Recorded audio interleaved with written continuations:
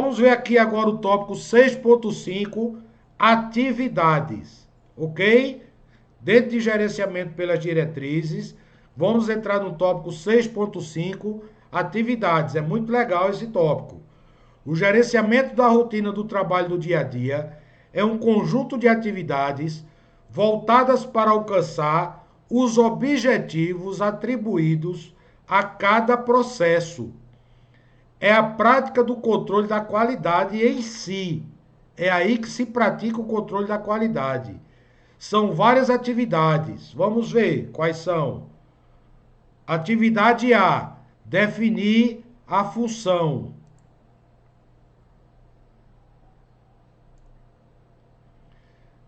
Definir a função de cada setor e cada pessoa. Essa definição deve constar de procedimento padrão administrativo e os insumos recebidos de cada fornecedor e produtos ou serviços a serem entregues a cada cliente. Definir as características de cada produto e serviço, consultando seus clientes. Eu não vou me aprofundar demais aqui, porque eu já falei disso várias vezes. Mas só para você se lembrar, isso é tanto interno quanto externo. Pense comigo, para a gente estar sempre variando aqui de atividades. Eu vou trazer agora para uma pizzaria. O pizzaiolo está ali montando a pizza para colocar no forno. Mas pense comigo, no fogão, se a pizza é de frango, tem um assistente de cozinha, ou um cozinheiro, ou uma cozinheira, cozinhando o frango, para que ele fique no ponto ideal para compor a pizza. Isso é uma função diferente do pizzaiolo. O pizzaiolo já vai receber o frango cozido e desfiado. Então, qual é o processo do cozinheiro? Ele tem vários processos. Ele vai estar ali cozinhando carne, ele vai estar cozinhando frango, ele vai estar desfiando presunto, ele vai estar cozinhando ovos, porque tem pizza, como por exemplo, pizza portuguesa, que vai ovos picados em cima. Tá entendendo que cada um tem sua função e que tem que ser bem executada? Se o pizzaiolo recebe o frango queimado, o cliente da pizzaria vai reclamar. Se ele recebe o frango cru, o cliente da pizzaria vai reclamar. Eu estou abrangendo aqui outras áreas para você abrir o seu leque, sua visão. Então a função de cada um tem que ser bem definida. O motoqueiro que vai entregar a pizza é outra função? É o cozinheiro? É o pizzaiolo? Não, é o entregador. Mas veja como ele tem responsabilidade. Se ele demorar para entregar a pizza vai chegar fria ou quente? Me responda. Fria. O cliente vai ficar satisfeito de receber a pizza fria? Não. Então, o tempo de entrega é também um processo. É uma função. O entregador não pode ficar por aí parando, batendo papo. Como eu já esperei mais de uma hora uma pizza. Você também. Todo mundo já passou por isso. Todo ser humano. Quer seja uma pizza, quer seja uma comida, tipo delivery, um sanduíche, um hambúrguer, um prato. Todo mundo já passou por isso. Então, cada um desempenha uma função dentro de uma empresa, que por acaso aqui eu estou trazendo o exemplo de uma pizzaria, mas pode ser um restaurante, pode ser uma hamburgueria, pode ser um restaurante de comida chinesa, japonesa. Cada um tem uma função, beleza?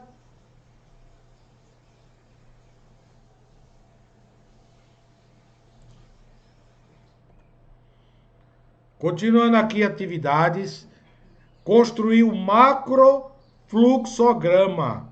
O que é macrofluxograma? O fluxograma geral das atividades.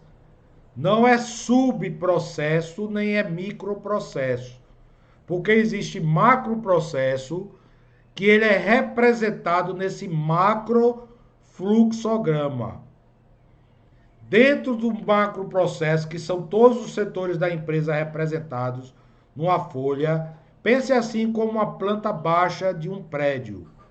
Ali não está descrito a construção do banheiro em detalhes.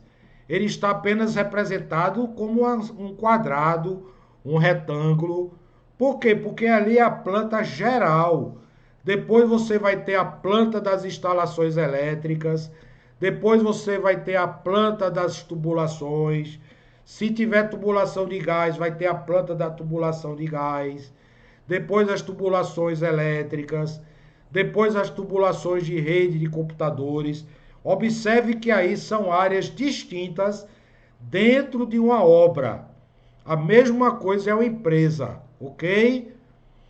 Construir um macrofluxograma explicita os processos da empresa e é geralmente muito simples. Por quê? Porque ele é global, ele mostra os setores em retângulos. Ele ajuda a definir as fronteiras gerenciais sobre as quais a autoridade é definida e as responsabilidades são atribuídas pela definição dos itens de controle. Pense comigo. Eu sou consultor empresarial. Na essência, a expertise, qualificação e consultoria não é apenas uma empresa de cursos. Nós damos consultorias para empresas, independente do tamanho. Então, se eu sou contratado para dar consultoria numa empresa, na sua concepção, eu vou querer saber o que é que ela vai produzir, qual o serviço que ela vai entregar, e vou traçar com o presidente, com o CEO, com o diretor-geral, quais são os setores, para você entender, porque isso não depende de mim. Ele vai dizer assim, olha, eu vou ter o setor de produção, manutenção, qualidade, processos, embalagens, almoxarifado, expedição, que vai sair o carro carregado com a matéria-prima, com o produto final acabado. Eu vou ter portaria, eu vou ter setor de segurança do trabalho, eu vou ter até um setor de enfermaria no caso do acidente, o primeiro combate já ser feito aqui. Eu vou ter que ter uma ambulância. Concorda comigo que ele está trazendo à tona o que ele vai ter? Sim, aí eu vou traçar um macrofluxo. Por exemplo, eu vou ter uma diretoria financeira. Eu estou delimitando a área de atividade, de ação do diretor financeiro. O diretor financeiro vai mandar no diretor de produção? Não. Quem vai mandar nos gerentes de produção é o diretor industrial, o diretor de produção. O diretor de produção conversa, se comunica com o diretor financeiro. Mas nem o diretor de produção manda na área de finanças, que ele tem lá o setor de controladoria, contas a pagar, contas a receber, tem um caixa da empresa, tem a contabilidade, tem os impostos a recolher para o governo. Isso é uma área específica do setor de finanças, da área de finanças, ou diretoria financeira. Mas nada impede que os dois interajam. Macrofluxo é isso, gente. Como também o diretor financeiro não vai mandar um diretor de manutenção. Mas se o diretor de manutenção disser assim, eu preciso comprar um equipamento, é 50 mil reais, aí o diretor financeiro pode dizer, nós não temos verba. Pronto, entrou na área da finança. Ele pode dizer que não tem verba para comprar aquele equipamento. Beleza? Para você entender as fronteiras, o nome disso é macrofluxograma, ou macroprocesso. Depois eu vou definir o processo de cada quadradinho desse, que está dentro do macrofluxograma, que representa o macroprocesso de uma empresa. Atividade C, determinar os itens de controle, suas metas e a frequência de verificação. Isso é imprescindível.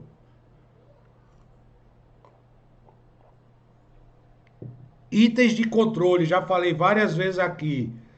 Tudo que você mede pode ser melhorado. Os itens de controle são essas medidas que você tem que implementar para acompanhar o andamento das atividades. Por exemplo, se eu tenho uma meta de custo mensal, para não ficar só em produção, o meu custo mensal com manutenção é 40 mil reais. Então, o meu item de controle é custo de manutenção barra mês. Eu tenho que ter uma luzinha lá acendendo, que quando chegar em 40 mil reais, eu tenha como comunicar manutenção. Não tem como comprar nada porque estourou o orçamento. Qual era a meta? Veja que item de controle não é meta. Meta é ficar até no máximo 40 mil reais. O item de controle é o indicador. E a frequência de verificação é o período de verificação. Eu posso ter um período de verificação desse custo diário, semanal, mensal, trimestral, semestral e anual. Quando a empresa tem rígidos controles, ela coloca essas metas até diárias. Para quê? É como a gente fala no popular, não chorar sobre o leite derramado. Ah, eu estourei a meta e agora eu vou ficar aqui chorando porque minha meta foi ultrapassada. Sua meta foi ultrapassada no 10º dia. Você está vendo no 30º. Se você tivesse visto no 10º dia, você tinha parado a sangria, ou seja, o desperdício, o descontrole, no 10º dia. Estão me entendendo, gente? Eu estou dando aqui exemplo, pode ser semanal, diário, mensal e assim por diante. E a frequência é esse período. Dia, mês, ano. Se por acaso eu produzo muitos produtos por hora, vou lhe dar um exemplo aqui. Trabalhei numa fábrica que fabricava 60 mil latas por hora de refrigerante e de cerveja. Eu posso deixar para medir a produção depois de 24 horas? Evidentemente que não, porque 24 horas vezes 60 mil dá um número absurdamente alto. Eu tenho que estar medindo minha produção de hora em hora, porque minha meta, olha só a diferença. Item de controle, número de latas por hora. Minha meta, bater as 60 mil latas. Se eu bati 58, houve parada. Por que eu não bati 58? Por que faltaram 2 mil latas? Na minha meta, veja, meta. Qual é a minha frequência? Hora. Tá vendo como é diferente? Porque a máquina pode ter dado uma parada, porque eu fui abastecer as latas, porque o operador parou a máquina 2 minutinhos para inspecionar alguma coisa. Sempre vai ter uma razão. Se eu não tiver esse item de controle, eu não vou estar observando, não vou estar monitorando. Tópico D.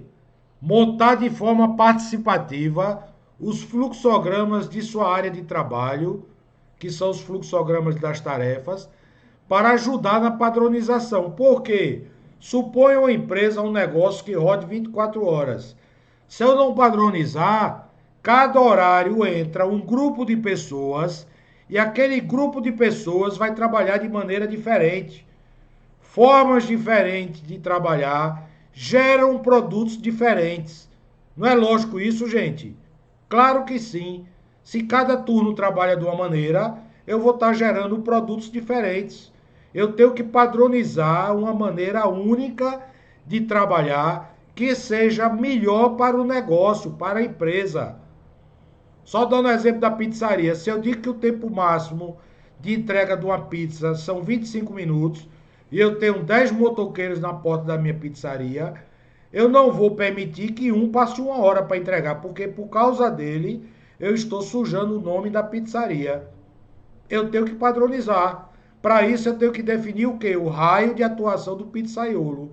Eu não posso ter uma pizzaria em Casa Amarela e entregar em Candeias. Eu estou dando um exemplo aqui de 2 bairros aqui em Recife, inclusive Candeias é em outro município, Jaboatão dos Guararapes. Só para você entender, tudo tem que usar a cabeça, a inteligência. Eu não posso definir o meu raio de atuação do entregador com 40 quilômetros, porque o cara vai chegar lá 1 hora depois, ainda mais pegar engarrafamento. Eu tenho que reduzir o raio de ação. Se eu quero entregar pizza em Candeias, que é outro município, eu coloco uma filial em Candeias. Tá entendendo o meu raciocínio? Isso é montar de forma participativa, é ouvindo as pessoas. Definir os métodos, procedimentos padrão de operação. Quais são os métodos? É como eu vou medir os meus indicadores.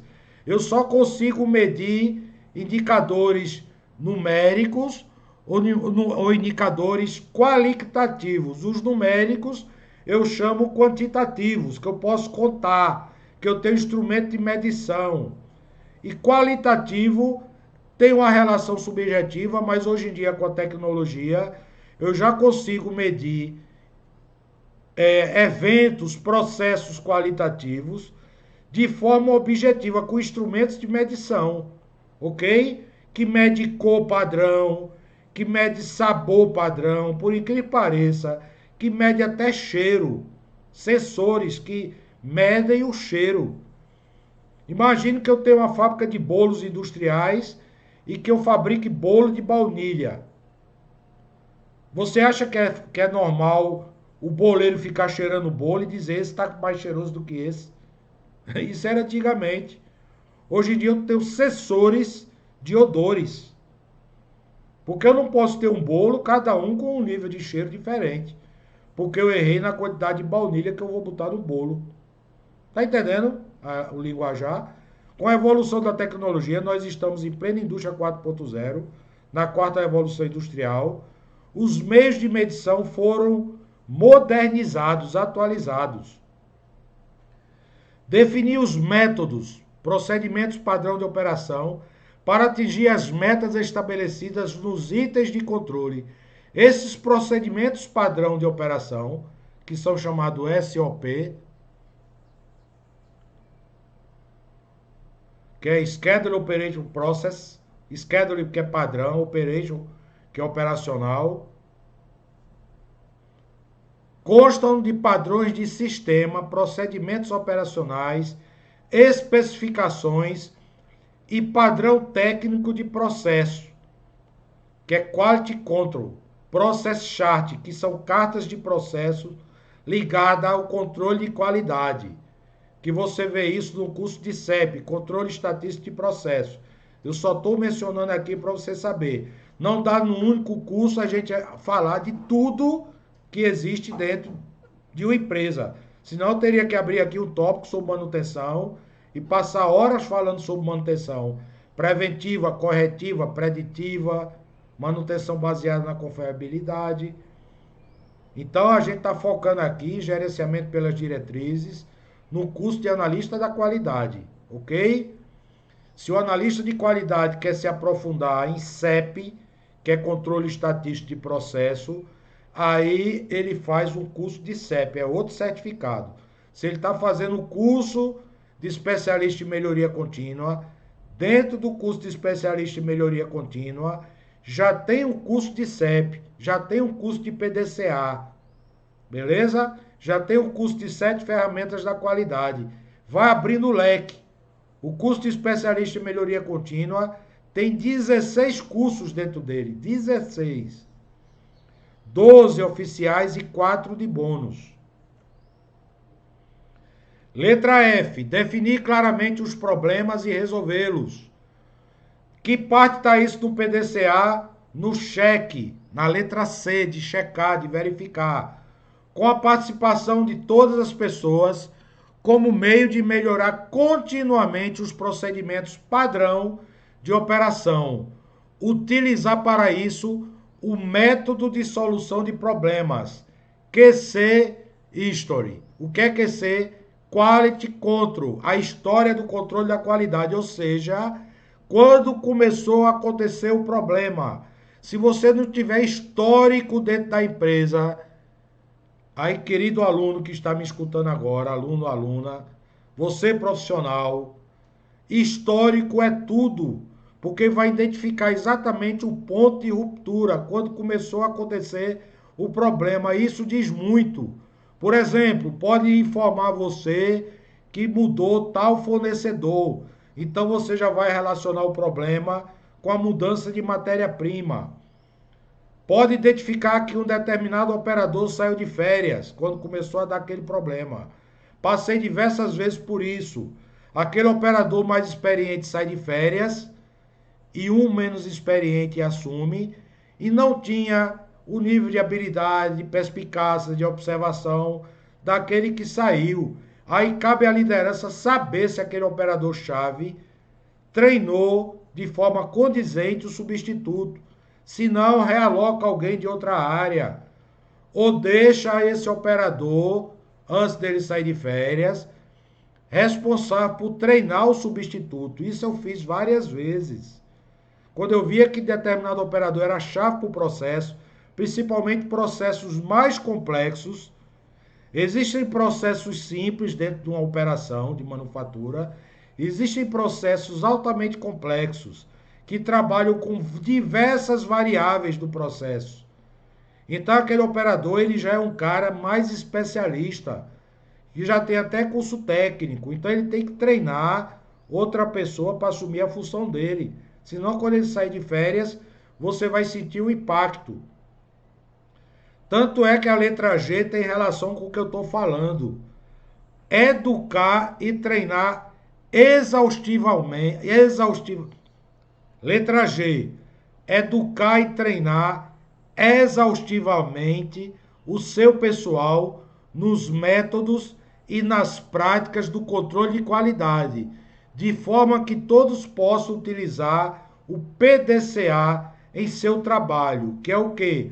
O ciclo de melhoria contínua, já mostrado anteriormente, que no final dele você tem que manter se você padronizou dentro de uma meta pré-estabelecida e nunca parar de melhorar, porque você também tem a ferramenta Kaizen, que é o ciclo de melhoria contínua, que é como se fosse o PDCA subindo a escada.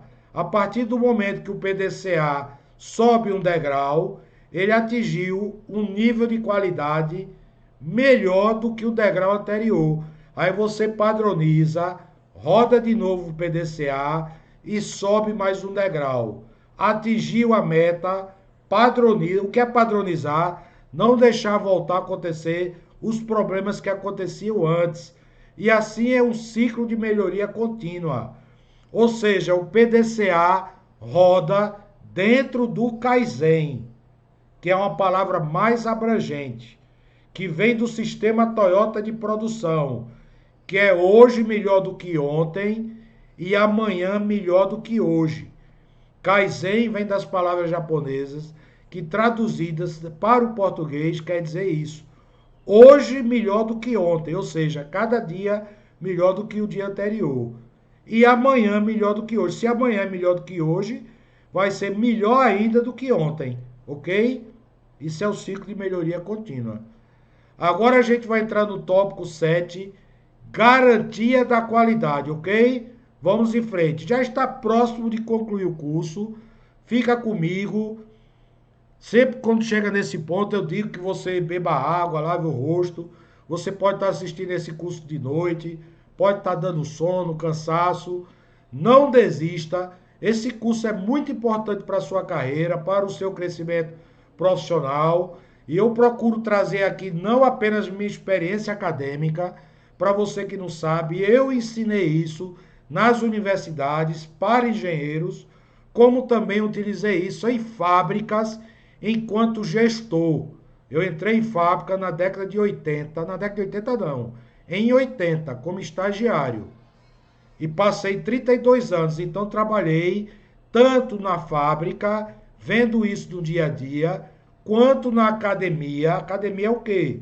As faculdades, as universidades, ensinando isso nas turmas de engenharia, de administração, de gestão da qualidade, gestão de processo, gestão da produção industrial, que são chamados tecnólogos, curso de 2 anos, como também os bacharelados em engenharia, várias engenharias, várias disciplinas, ok?